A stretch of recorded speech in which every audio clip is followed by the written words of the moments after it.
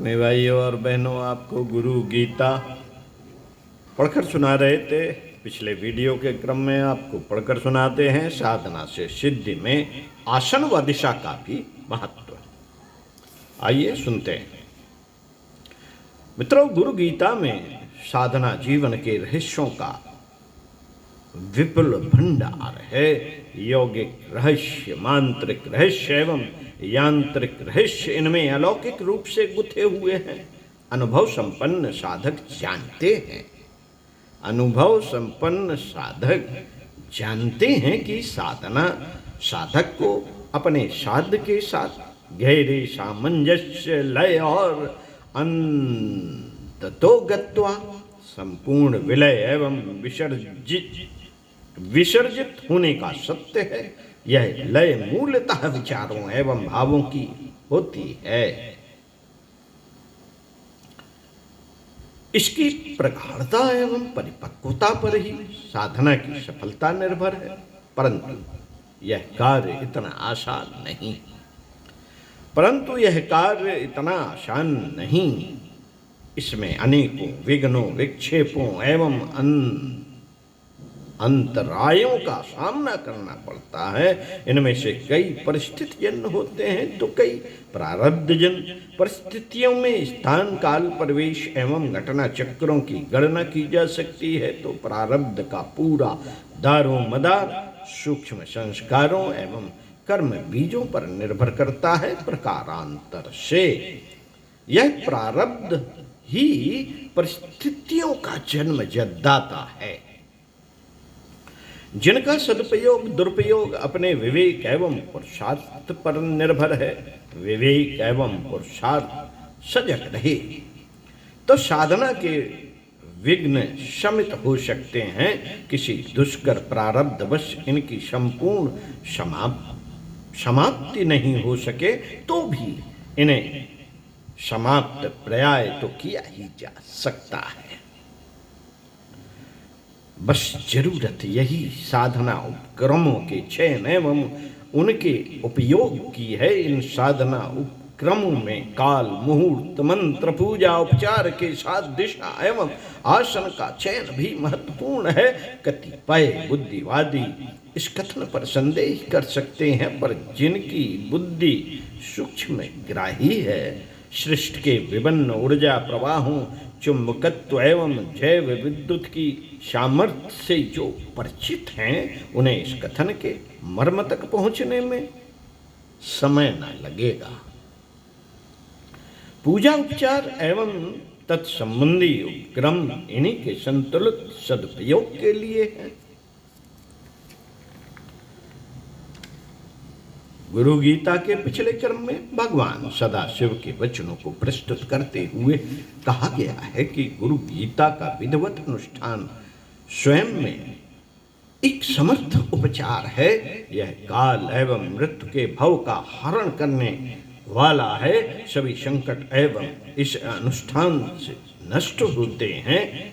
साथ ही इससे यक्ष, राक्षस, भूत, चोर एवं व्याघ्र के भय का हरण भी होता है। इसके जप से न केवल व्याधियां दूर होती हैं, बल्कि सभी सिद्धियां एवं अलौकिक शक्तियों की प्राप्ति होती है। यहाँ तक कि इसके जप मात्र से सम्मोहन, वशीकरण आदि की तांत्रिक शक्तियां भी प्राप्त होती हैं। इन तांत्रिक शक्तियों की प्राप्ति में आसन एवं उपयुक्त दिशा के चुनाव का विशेष ध्यान रखना पड़ता है।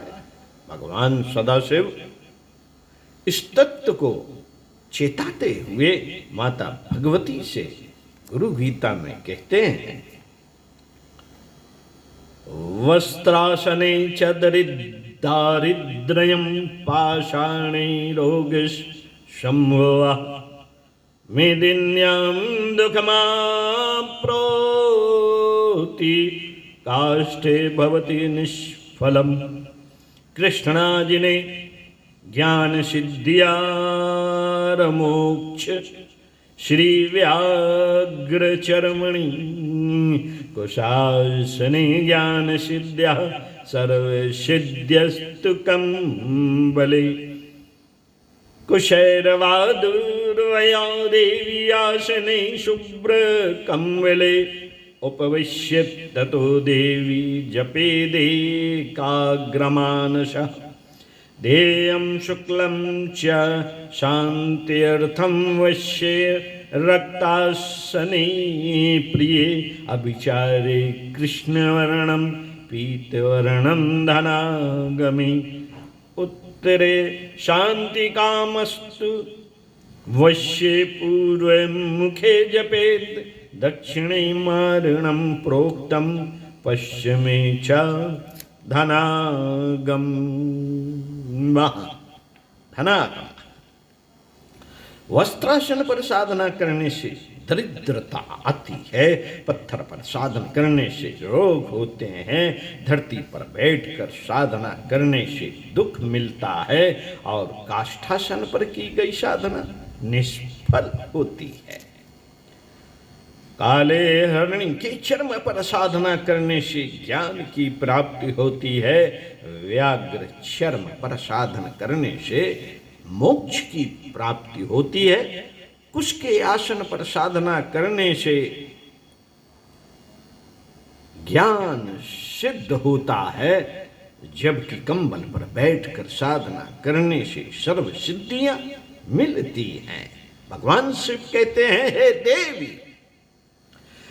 हे देवी, इस गुरु गीता का स्वाध्याय कुश के आसन पर, दूब के आसन पर अथवा श्वेत कम्बल के आसन पर बैठकर करना उचित है। शांति प्राप्ति के लिए श्वेत आसन पर, वशीकरण के लिए रक्त वर्ण के आसन पर, सम्मोहन के लिए काले आसन पर एवं धन प्राप्ति के लिए पीले आसन पर बैठकर साधना करनी चाहिए।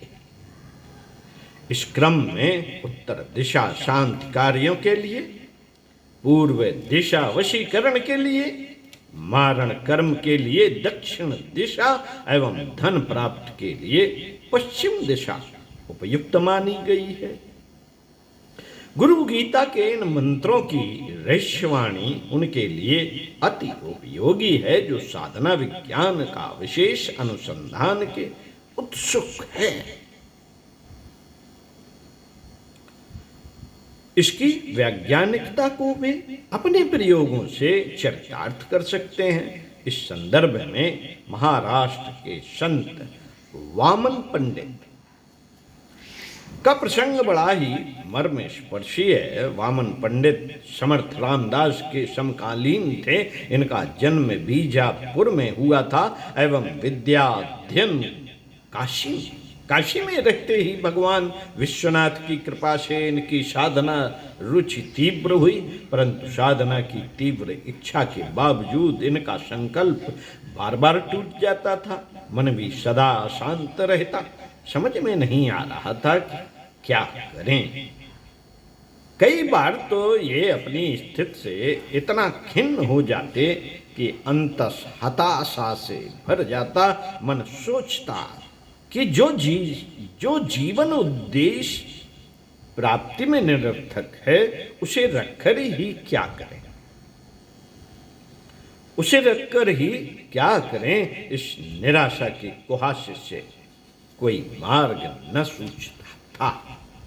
जब तो करते पर मन न लगता, साधना बार बार भंग हो जाती, लिए गए संकल्प दीर्घ काल न चल पाते, एक दो दिन में ही इनकी इतिश्री हो जाती। कुछ प्रारब्ध भी विपरीत था और कुछ निराशा का असर। इनका शरीर भी रोगी रहने लगा। आखिर एक दिन इनका धैर्य विचलित हो गया और इन्होंने सोचा कि आज अपने आप को मां गंगा में समर्पित कर देंगे। मित्रों, इस निश्चय के साथ ही वे गंगा के मणिकर्णिका घाट पर आ विराजे। बस अंधकार की प्रतीक्षा थी कि अंधेरा हो और चुपके से देह का विसर्जन कर दें। अपने चिंतन में डूबे वे भगवान से प्रार्थना कर रहे थे, हे प्रभु, मैं चाह कर भी इस देह से तप न कर सका। हे प्रभु, अगले जन्म में ऐसा शरीर देने की कृपा करना जो साधना करने में समर्थ हो, ऐसा मन देना मेरे स्वामी जिसकी वृत्तियां तप में विघ्नकारी न हो। श्री वामन पंडित अपनी प्रार्थना के इन्हीं भावों में लीन थे। उनकी आंखों से निरंतर अश्रुपात हो रहा था। सूर्यास्त कब अंधेरे में बदल गया उन्हें पता ही न चला। उनको चेत तो तब आया जब एक वृद्ध सन्यासी ने उन्हें सचेत किया। जब एक वृद्ध सन्यासी ने उन्हें सचेत किया, उन सन्यासी महाराज के चेताने से इनकी आंखें खुली। आंखें खुलने पर इन्होंने देखा कि उन वयो वृद्ध सन्यासी का दाहिना हाथ इनके सिर पर था और वे कह रहे थे, धैर्य रखो वत्स, धैर्य रखो वत्स। साधना में बाधाएं आना स्वाभाविक है, पर तुम्हें परेशान होने की आवश्यकता नहीं। मैं तुम्हें बीज मंत्र का उपदेश देता हूं, इसका नियमित जप करो, परंतु यह जप तुम्हें कुश के आसन पर बैठकर उत्तर दिशा की ओर मुख करके करना होगा। इस तरह से जप करने से न केवल तुम्हें शांति मिलेगी बल्कि ज्ञान की प्राप्ति भी होगी। श्री वामन पंडित ने उन सन्यासी महाराज के निर्देश के अनुसार साधना प्रारंभ की। शीघ्र ही उनकी साधना सिद्धि में बदल गई। उन्होंने अध्यात्म तत्व पर अनेक ग्रंथों का सृजन किया। अंतस के सभी विक्षेप स्वतः ही गहन शांति में बदल गए। उन्हें साधना के उपचार की महत्ता के साथ गुरु के महत्व का बोध हो गया। ओम शांति। इसी क्रम को आगे बढ़ाए रखते हुए आपको गुरु गीता के अगले वीडियो में पढ़कर सुनाएंगे। गुरु भक्ति की सिद्धि सर्वोपरि सबसे बड़ी शक्ति। तो साथियों, सुनते रहिए कुछ अच्छा और पढ़ते रहिए कुछ अच्छा।